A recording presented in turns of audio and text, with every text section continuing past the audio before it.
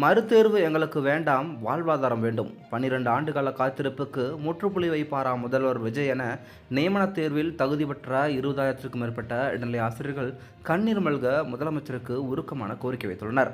தமிழகத்தில் அரசு பள்ளிகளில் இடைநிலை ஆசிரியர் பணியிடங்களுக்காக நடத்தப்பட்ட நியமனத் தேர்வில் தகுதி பெற்று பணி நியமனத்திற்காக காத்திருக்கும் 20,000க்கும் மேற்பட்ட ஆசிரியர்கள் தங்களுக்கு மீண்டும் ஒரு தேர்வு இல்லாமல் உடனடியாக பணி வழங்க வேண்டும் என தமிழக முதலமைச்சர் விஜய் அவர்களுக்கு உருக்கமான வேண்டுகோள் விடுத்துள்ளனர்.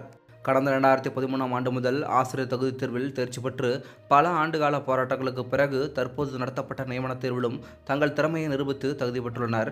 ஏற்கனவே தகுதித் தேர்வு, இப்போது நியமனத் தேர்வு என இருபெரும் தடைகளை தாண்டியும் எங்களுக்கு இன்னும் பணி ஆணை என்பது எட்டாக்கனியாகவே உள்ளது என தேர்வர்கள் வேதனை தெரிவிக்கின்றனர்.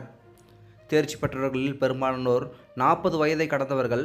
வாழ்வின் பாதியை தேர்வுகள் எழுதுவதிலேயே கழித்துவிட்ட தங்களுக்கு இனி ஒரு தேர்வை சந்திக்கும் மனநிலை இல்லை. 10 ஆண்டுகளுக்கு மேலாக நிலையான வருமானமின்றி கடும் பொருளாதார நெருக்கடியில் சிக்குண்டுள்ள ஆயிரக்கணக்கான குடும்பங்களின் ஒரே நம்பிக்கை இந்த ஆசிரியர் பணி மட்டுமே. ஒரு முறை தகுதி பெற்றுவிட்டால் அவர்களுக்கு பணி வழங்குவதே முறையானது. மீண்டும் மீண்டும் தேர்வுகள் நடத்துவது தகுதி பெற்ற ஆசிரியர்களின் வாழ்நாளை கேள்விக்குறியாக்குகிறது எனவும் தெரிவித்துள்ளனர். மக்களின் முதல்வர் அவர்கள் எங்களின் இந்த 13 ஆண்டுகால தார்மீக போராட்டத்தையும் நியமனத் தேர்வில் நாங்கள் பெற்ற வெற்றியையும் கருத்தில் கொண்டு எவ்வித நிபந்தனையுமின்றி மறுதேர்வு என்ற அச்சமின்றி எங்களுக்கு பணி ஆணை வழங்கிட வேண்டும்.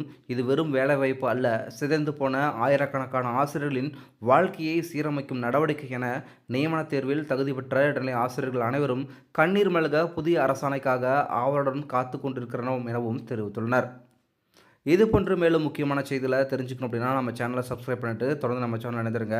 இது குறித்து தங்களுடைய கருத்துக்களை தெரிவிக்கணும்னா மறக்காமல் நம்மளுடைய கமெண்ட் செக்ஷனில் கமெண்ட் பண்ணுங்கள். மீண்டும் அடுத்த சந்திக்கலாம். நன்றி.